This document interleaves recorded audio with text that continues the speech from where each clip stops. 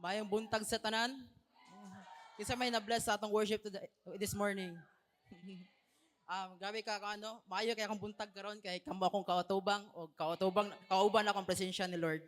Then I would like to thank our pastors, Pastor Eunice, Pastor Charlie for giving this wonderful opportunity nga maka-share ko sa akong testimony. Akong i-share karon on what my unsa akong life before. Kung share lang nako kung akong background sa una, First, I will my life before was a full of hatred, bitterness, darkness, and have a negative mindset and full of sufferings. Nagdako ko nga Kristohanon ang pamilya, but tungod kay wala pa kasabot o ang unahon na naapa sa kalibutanon, nahimo lamang na simba-simba, nga pag-uli balik sa dating gawi, nahimo ng religious, walay pag-relasyon kay Lord. Og nagdako po ko sa lisod og chaotic na pamilya, halos walay pagsinabtanay, tungod sa way pagsinabtanay nahimo ng away. Wala ko wala nang sa nagsuffer before. Tungod sa among kalisod before, halos mga tulog na lang mi na wala nagyoy kaunay, Fast forward, tungod sa among kalisod og sa kagustuhan gyud nako nga maka-help sa akong family, gusto na makakwarta, niabot gyud ko sa punto nga nanghantik ra ko ano yung namaligya ra kog lata, namaligya kog buthaw, then isa lang. Og dili lang kana before namaligya ra kog pandesal. Grabe ka sacrificing kay mabaligya pandesal kay kan ba ning sa kon malayo pila ka kilometro gid akong bakasunon ba, then nakita ra nako is kuan ra gid 20 pesos ra gid. Then og dili pa gid enough sa minor de edad sa kuan na edad nagtrabaho ko as a construction labor. Then nagtrabaho ko as a kuan po kaning mananagat. Og nagtrabaho dili lang kana nagtrabaho po ko sa bukid as a mag-uuma og magtanom kog saging. Nakalisa kog tusok kahoy og namaligyag binuga pod na kahoy. Mao na akong life. Nya na when I grew up, mas grabe na noon ang darkness sa akong life. Nagsugod na kog sabay-sabay sa mga adik og palahubog na barkada og mga hilabtunan nga barkada. Tungod kay nagigsabay ko sa ila, ako pod na impluwensyahan nila, nagsugod-sugod na bugo sa bisyo nga dili maayo. Mao na og nakigsabay po ko ng mga hilabot sa butang na dili ako So mao to when the time niabot yung time nyo, naka-realize ko nga dili na maayo akong ginabuhat nakasabot ko na diyan ako nakuan ba na mobalik ko sa tiilan sa Ginoo. Then in Jeremiah 15:19, therefore this is what the Lord says, if you repent, I will restore you, that you may serve me. If you utter worthy, not worthless words, you will be my spokesman. Let these people turn to you, but you must not turn to them. Dahan ako nahunahaan nga si Lord nagulat ra gid sa ako Then and God gave me a new beginning. I thank God that He took me out from the slavery of the enemy. God broke the chains of darkness. God restored me from brokenness and set me free from the bondages of sin. Og sa dang nibalik ko ka Lord and thank you sa life sa pinaka na powerful na ko na leader si Sir Ralph na gigamit gid siya and sa instrument nga mag-guide sa ako sa pag-journey kang Lord og nagpadayon ko kay Lord nagpadayon og niabot gid na naka-encounter ko.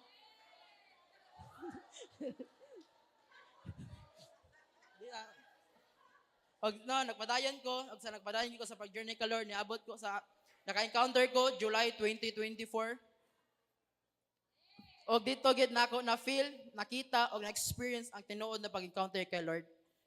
Dito na ako gi-surrender ang tanan og nagpadayon ko diha kang Lord og diha nga na water baptism na pug ko in Isaiah 1:16, wash yourselves, make yourselves clean, remove the evil of your deeds from before my eyes, cease to do evil. And thank you Lord gitagaan ko nindot nga work as a naka-work na ko as a home office sa champion home office ang magmadaogon nga company sa karon gamay pa lang pero sa sunod gamay lang gihapon, gamay na lang space ng butangan tungod sa kadaghan.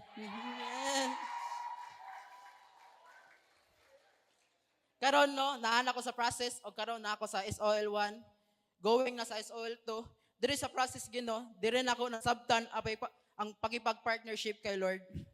Og no kani siya no naging sa ako no kani kapilan ako ni madunggan no mao gini nibagting sa akong dunggan no sa mga mentor, sa mga mentorings na akong gina-join no. In John 21:15 verse 17, when they finished had eating, Jesus said to Simon Peter, Simon son of John, do you love me more than this?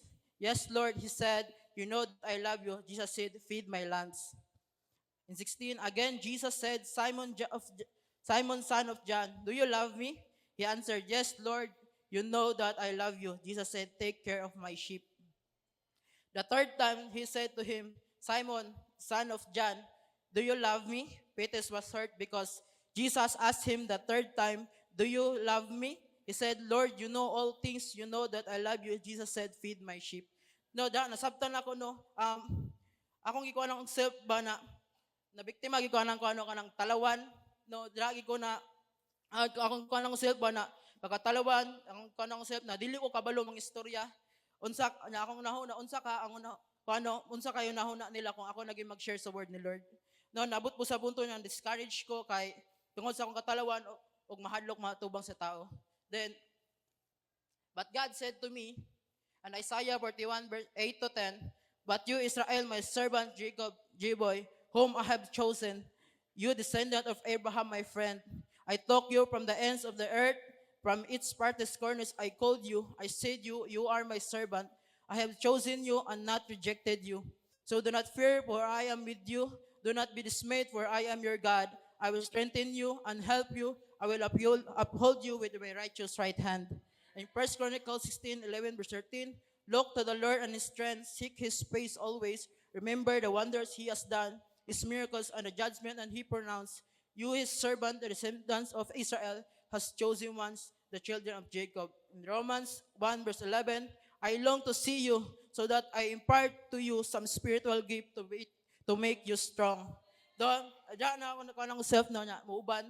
Do karon nakadoon ako sa conquests no sa budding do then sa bangkasi na conquest no in Proverbs 27 verse 17, as iron sharpens iron, so one person sharpens another. Then ingon sa 1 Thessalonians 5 verse 11, therefore encourage one another and build each other up, just as in fact you are doing. So karon no naka-build na pag team no nagkuan na po sa akong 12 no og nana po yung mga gina-connect na mga people.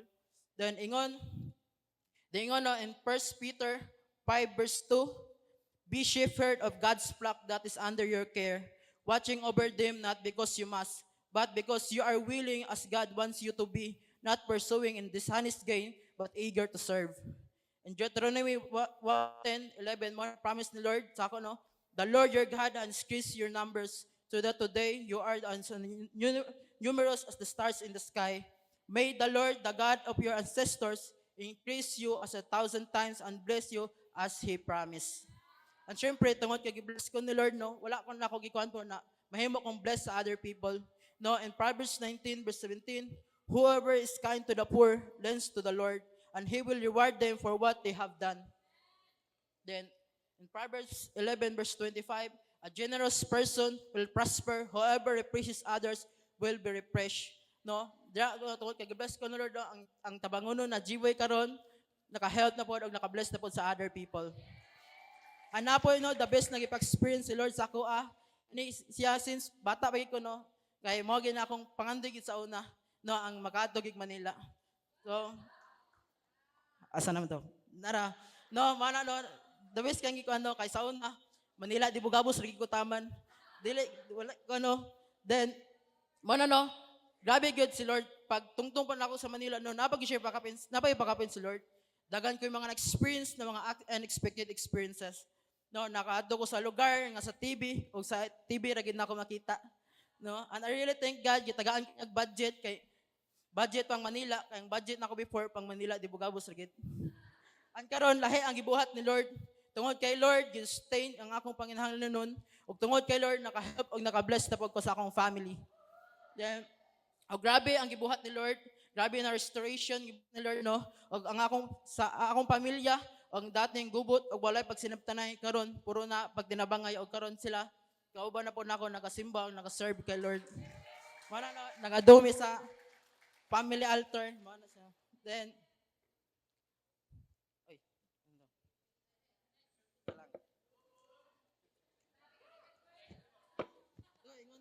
naikuan din na ako gi-hold no in Philippians 1 verse 6.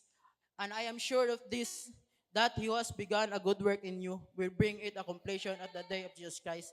No, kung unsa man imong gina-pray karon, I know nga imo na ma-experience because God doing His work from what He started. And I promise the Lord sa ako na kanina akong mga ginagunita no in Deuteronomy 6 verse 13 in NIV version, Hear Israel and be careful to obey so that it may go well with you and that you may increase greatly in the land flowing with milk and honey, just as the Lord the God of your ancestor promised you. In Deuteronomy 30 verse 19, then the Lord your God will make you the most prosperous in all the work of your hands and the fruits of your womb, the young of your livestock, and the crops of your land. The Lord will again delight in you and make you prosperous just as He delighted in your ancestors.